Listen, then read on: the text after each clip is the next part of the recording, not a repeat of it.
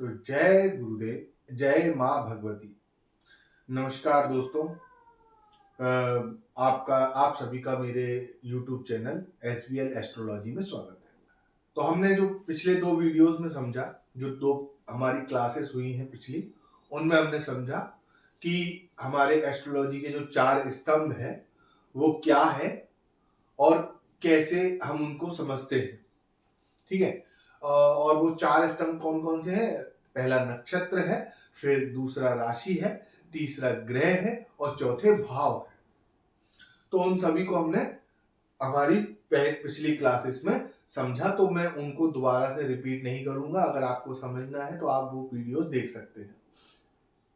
तो हम अब आगे के टॉपिक पर चलते हैं। तो हम आज समझेंगे कि हर ग्रह को एक नक्षत्र का स्वामित्व दिया गया है और एक राशि का भी स्वामित्व दिया गया है। यानी हर ग्रह एक नक्षत्र का स्वामी होता है और हर ग्रह एक राशि का भी स्वामी होता है। वो किस प्रकार से होता है, उनका आवंटन किस तरीके से किया गया है, उसको हम आज के वीडियो में समझेंगे। ठीक है। तो हम पहले देखेंगे कि हमारे जो मतलब कौन सा ग्रह उन नक्षत्रों का स्वामी होता है। तो मैंने ये पहले वीडियो से ही लिखते आ रहा हूं। इस क्रम में हमारे नक्षत्र होते हैं अश्विनी, भरणी, कृतिका, रोहिणी, मृगशिरा, आद्रा, पुनर्वसु, पुष्य, अश्लेषा। यानी ये 9 मैंने इधर लिखे हुए हैं, फिर 10 से लेके 18 तक लिखे हुए हैं और 19 से लेके 27 तक लिखे हुए हैं।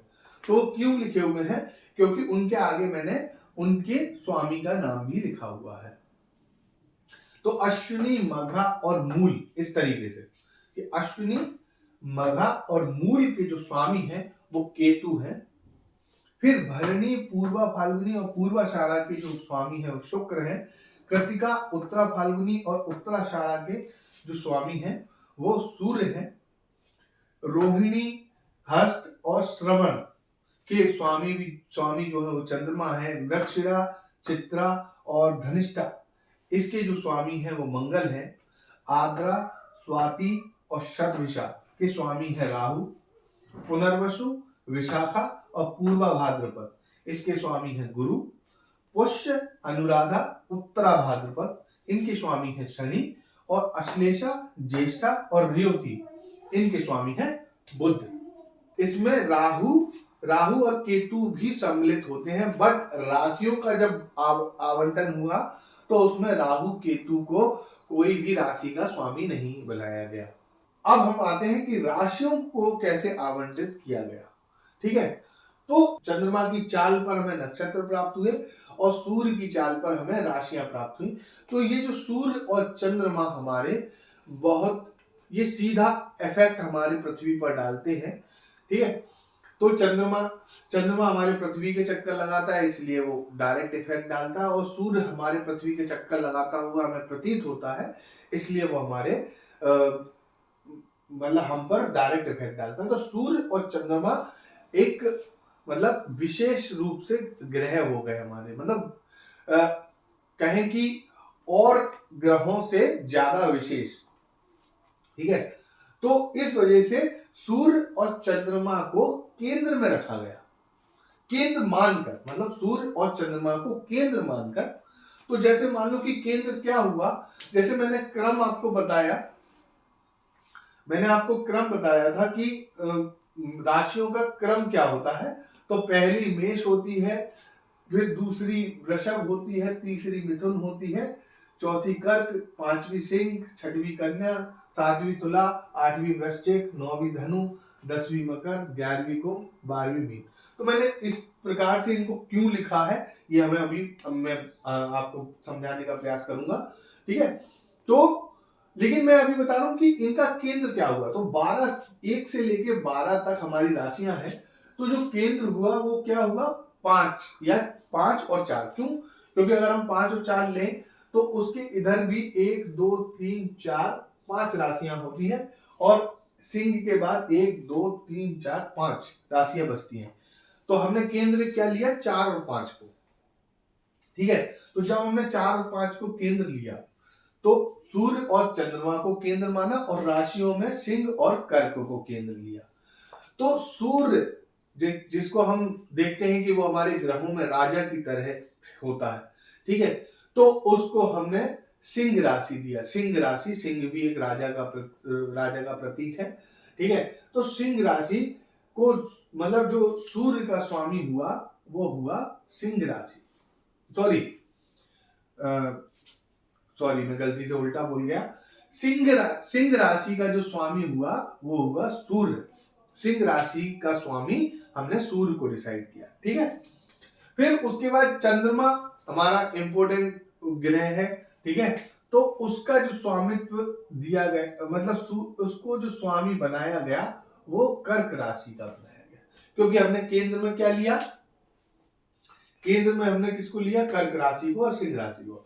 तो सूर्य को सिंह और चंद्रमा को कर्क, ठीक है। और कर्क एक जल तत्व राशि है और चंद्रमा भी हमारा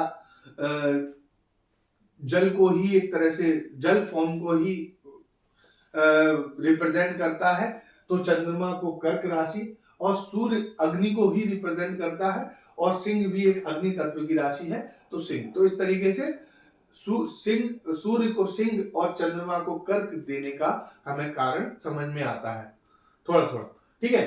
फिर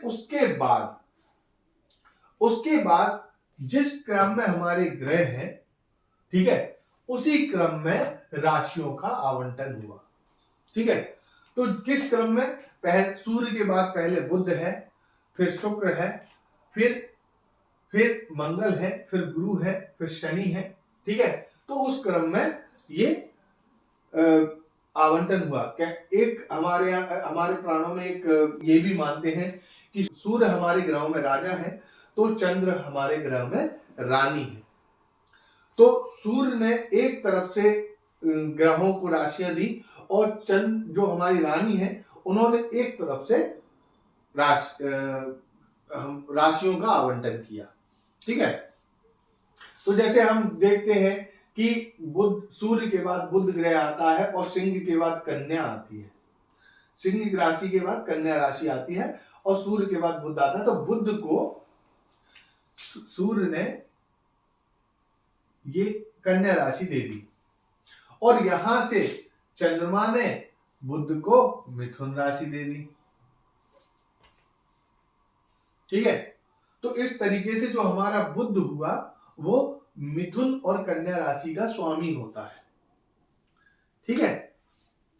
फिर उसके बाद हमारे जो सूर्य देव थे उन्होंने शुक्र, यानी बुध के बाद उन्होंने देखा कि शुक्र है, तो शुक्र को अगली राशि तुला राशि ये दे दी।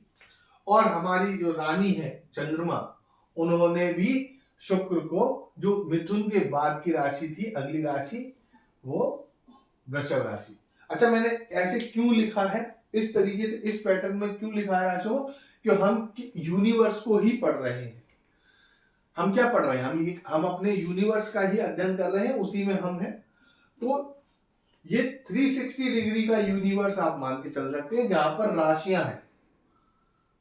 राशियां हैं, ये कॉन्स्टिलेशंस हैं, ठीक है। ये कर्क कॉन्स्टिलेशन है, तारों का समूह है। मिथुन भी तारों का ही समूह है जो हमारे ब्रह्मांड में है, ठीक है। तो इस तरीके से मैंने क्यों लिया, और क्योंकि यहाँ पर कॉन्स्टिलेशन होगा, यहाँ पर सिंह कॉन्स्टिलेशन है, यहाँ पर कर्क कॉन्स्टिलेशन, इसको हम कॉन्स्टिलेशन भी, राशि क्या है, राशि इक्वल टू कॉन्स्टिलेशन यानी तारों का समूह, ठीक है। तो उसी ब्रह्मांड में है, ये हमारे यूनिवर्स में है, ब्रह्मांड में है, ठीक है। तो यहाँ पर एक कॉन्स्टिलेशन है जो सिंह का मतलब रूप है, एक तरह से सिंह रूप को रिप्रेजेंट कर रहा है एक कॉन्स्टिलेशन, ठीक है। यहाँ पर एक कॉन्स्टिलेशन है जो कर्क को रिप्रेजेंट कर रहा है, ठीक है, ठीक है। तो उसी तरीके से यहाँ पर मिथुन है, ठीक है, यहाँ पर वृषभ है, मेष है, मीन है, कुंभ, मकर, ठीक है। और उसी तरीके से यहाँ पर आवंटन जो ग्रह है, ग्रहों का हमारा क्रम, और यहाँ पर ग्रहों का क्रम है हमारा। अगर सभी ग्रहों को एक सीधी लाइन में लाया जाए तो ये हमारे ग्रहों का क्रम है, ठीक है। तो उस तरीके से फिर हमारे सूर्यदेव ने देखा कि अगला ग्रह कौन से है, मंगल, ठीक है। तो मंगल को सूर्य देव ने तुला के बाद जो अगली राशि थी वृश्चिक, वो राशि दे दी। ठीक है, वृश्चिक दे दी। और यहां पर चंद्रदेव ने भी जो राशि थी उनको, जो अगली राशि थी वृषभ के बाद अगली राशि थी मेष, उसको वो मंगल को दे दी। उसके बाद आते हैं गुरुदेव। ठीक है, तो सूर्य देव ने गुरुदेव को जो वृश्चिक के बाद अगली राशि थी वो धनु दे दी। और यहां पर चंद्रदेव ने भी जो अगली राशि मेष के बाद जो अगली राशि थी मीन, वो भी दे दी। उसके बाद जो शनि आए लास्ट में, तो यहां पर सिर्फ मतलब लास्ट में 2 राशियां बची। तो कर्क ने अपनी तरफ से कुंभ राशि, सॉरी चंद्र ने अपनी तरफ से कुंभ राशि, और जो सूर्य देव हैं उन्होंने शनि को अपनी तरफ से मकर राशि दे दी। तो इस तरीके से हमारे जो ग्रह हैं उनको स्वामी बनाया गया राशियों का। ठीक है, तो ये राशियां मैंने इस तरीके से रिप्रेजेंट करी है कि ये ब्रह्मांड में इसी तरीके से हमें, मतलब ये इसी तरीके से प्लेस्ड है। इसके अलावा अगर राहु को किसी राशि का स्वामी हमारे, मतलब जो ज्योतिष वगैरह हुए हैं, आगे के ज्योतिष वगैरह हुए हैं, उन्होंने जो कुंडलियां, जिस प्रकार से उन्होंने कुंडलियों का अध्ययन किया, ठीक है, तो उस हिसाब से उन्होंने एक निष्कर्ष निकाला कि भाई, तो जो राहु है वो कन्या राशि का स्वामी है और केतु है वो मीन राशि का स्वामी है।